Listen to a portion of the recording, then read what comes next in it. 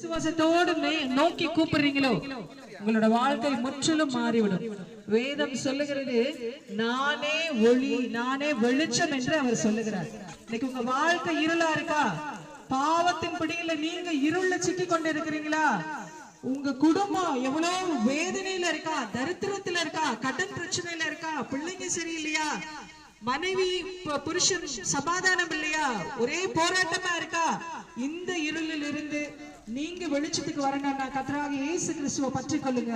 உங்க வாழ்க்கை வெளிச்சமா மாறிடும். ஏன்னா வேதம் சொல்லுது, அவரே ஒளியா இருக்கிறார் என்று வேதம் சொல்லுகிறது. இந்த ஒளி வேணுமா? இயேசு கிறிஸ்துவை பிடிச்சுக்கோங்க. உங்க வீட்டுல சமாதானம் வேணுமா? இயேசு கிறிஸ்துவை பிடிச்சுக்கோங்க. உங்க வீட்டுல சந்தோஷம் இருக்கணுமா? இயேசு கிறிஸ்துவை பிடிச்சுக்கோங்க கெட்டியா. அப்படி இயேசு கிறிஸ்துவை நீங்க பிடிச்சு கொண்டீங்கன்னா இந்த ஒளி உங்க வீட்டுக்குள்ள வரும்போது உங்க வீட்டுல இருக்க எல்லா இருளுமே அகன்று போகும் என்று வேதம் சொல்லுது.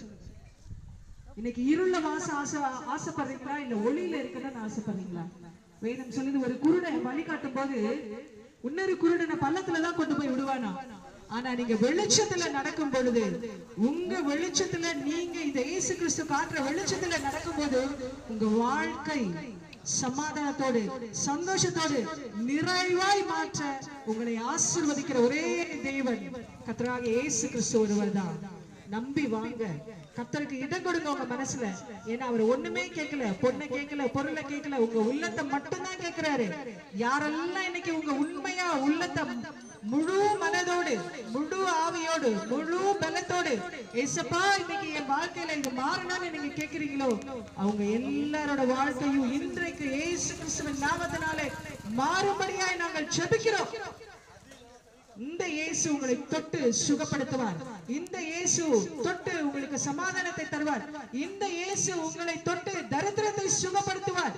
இந்த இயேசு உங்களை தொட்டு உங்களை தலையாக்க வல்லவராய் இருக்கிறார் என்பதை அறிந்து கொள்ளுங்கள்.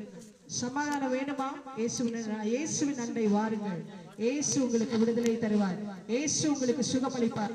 இயேசு உங்களுக்கு வல்லனா இருந்து வேதம் சொல்லுது, அவரு உங்களோட வீட்டு விசாரணைக்காரரா இருந்தா உங்களுக்கு எந்த குறையுமே வராதா. இன்னைக்கு வீட்டுல எத்தனை பேர் குறையா இருக்கும்? உங்களுக்கு எந்த குறையும் இருக்க கூடாதுன்னா கர்த்தராகிய இயேசு கிறிஸ்துவ உங்களுடைய விசாரணைக்காரராய் உங்க வீட்டுல வையுங்க. கர்த்தர் உங்க வீட்டை ஆளுகை செய்வாராக.